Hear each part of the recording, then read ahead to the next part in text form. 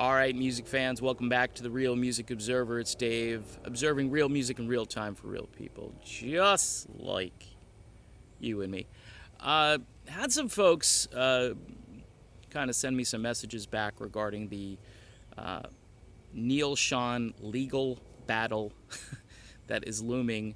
I had mentioned that, this is going to court, and everybody's basically coming back with, well, he was there from the beginning, and he was a creative force from the beginning. And when I first thought about that, I said, yeah, you know what, he's probably going to get the rights to the band. But then I thought of Styx. And here's Dennis DeYoung with absolutely no rights to the band. He can say the music of Styx. Okay, Dennis DeYoung and the music of Styx. But that's not Styx. Okay? The guys who got the rights to the band, okay, Tommy Shaw, who was not a founding member of the band, JY, who was, but isn't like this massive creative force within Styx, all right? And so if you look at this by comparison, you can easily make the argument that Ross Valerie was there from the beginning. Jonathan Cain was a creative force in the band. And look, again, I want to be careful. I'm not trying to denigrate Neil Schon's guitar playing ability. He was essentially told to jump, and then he would reply, how high, either to Herbie Herbert or Steve Perry or Jonathan Cain or whoever else was creating in this band. He was able to more or less be used by everybody, including Greg Raleigh, by the way, if you go way back. Greg was more or less the creative force at the beginning, and those songs were kind of crafted as a Santana fusion with some jazz in there and some maybe a little bit of funk in there, but mostly it was almost like prog rock for people that like Santana. And Raleigh crafted the songs, and Schon essentially added his guitar. I mean, basically same thing in Santana. If you go back where Schon joins up with Santana, he's a hired gun to execute the Santana game plan. So if you compare the Styx issue to the Journey issue, Dennis DeYoung is now playing theaters instead of stadiums. He's playing some good-sized venues, but Styx is on this summer tour, United We Rock and REO Speedwagon, and then the name Styx, and you see Tommy Shaw and JY, and you go, oh, it's Styx. Okay, even though that keyboard player doesn't belong in the band, and I think he sucks, but I'm just being blunt. Very nasal, does not sound like Dennis. The spinning keyboard doesn't make up for it. But I get it, in the sense that these guys are out there making a living, and they've got the name. Now envision Jonathan Cain leading a new version of Journey.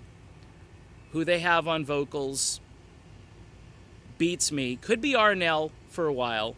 Arnell may just decide to say, you know what, I'm done with this. The drama.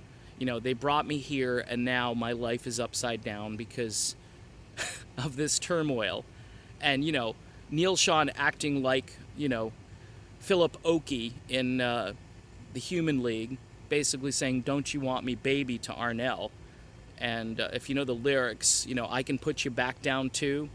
That's the mentality he has toward Arnell Pineda, which really just reeks of I'm superior and I brought you here and don't forget where you came from. Wow, Neil.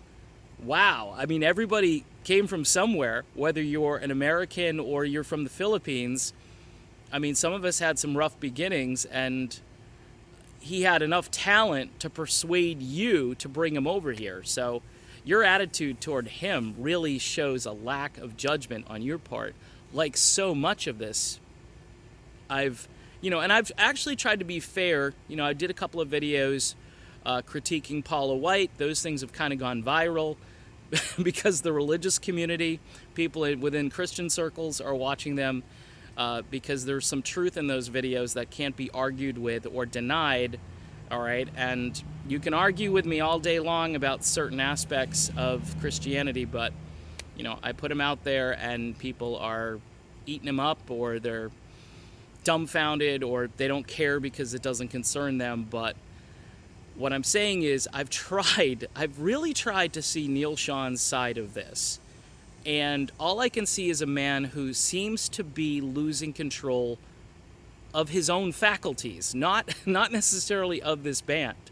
Okay? Yes, he's lost control of the band, and apparently he lost control when Paula White showed up. And Jonathan Cain decided that he had more important priorities, or that Jonathan Cain could kind of, chew gum and walk at the same time, where Neil Schon just wants more and more. If you watch him in this CBS This Morning interview from a couple of years ago, he'll be talking about, yeah, we want more. We're on top of the world, but we want more. And it's like, dude, just be happy with what you have. And clearly, this guy has, I don't know, he's at a certain age, you would think, where, I'm not saying he should slow down necessarily, but I think you've been dealt some cards, and some of the cards that you actually chose yourself, like Arnell, and you chose to tour with this group of individuals. There are other people you could have had. You could have had Jeff Scott Soto. You could have made other personnel changes. You didn't. You could have sat down with the rest of the band and hashed these things out and communicated to one another, rather than using Twitter as a way to smash everybody and to make yourself look like you're superior, okay? And when I look at that, I don't look necessarily exactly at the Styx situation, but, Tommy Shaw, who I like, is basically, and JY, they both basically said, well, Dennis was good in this band for a while, but he's not really good, so he's gone. Dennis composed, arranged, and wrote everything that's really important. There's a couple of tunes, Renegade, Blue Collar Man, maybe a couple other minor songs, Boat on a River, whatever it is. But people come to see Come Sail Away, Grand Illusion, Babe. Ooh, yes, Babe. You can go on and on. I mean, the catalog is loaded with Dennis, okay, and a few Tommy. So in that situation, though, Dennis lost. Dennis does not have rights to the band.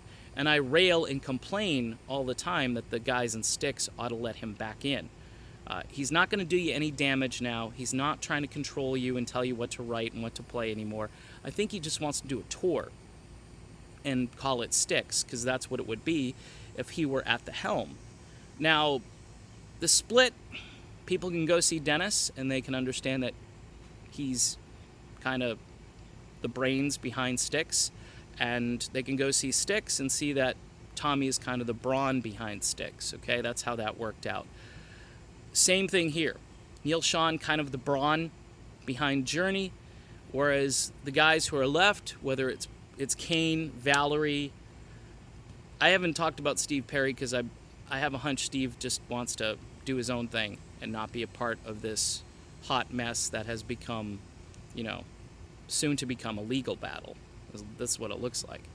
But those guys could easily go off with Cain and Arnell and Ross and Steve or Dean or whoever and create music, the Journey experience, whatever you want to call it.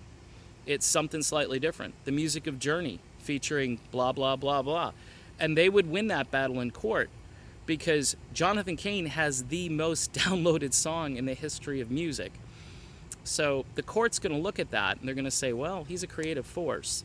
You can't just keep him away from what he did and what he wants to do. You can't keep him from earning a living and using at least part of the Journey name or something similar to it to create an income. Not that anybody in this situation needs money. Neil Schon may actually get the rights to the band, though, too. We just don't know. But I'm saying if we're basing this on what happened to Styx, it might not go so well for Neil Schon.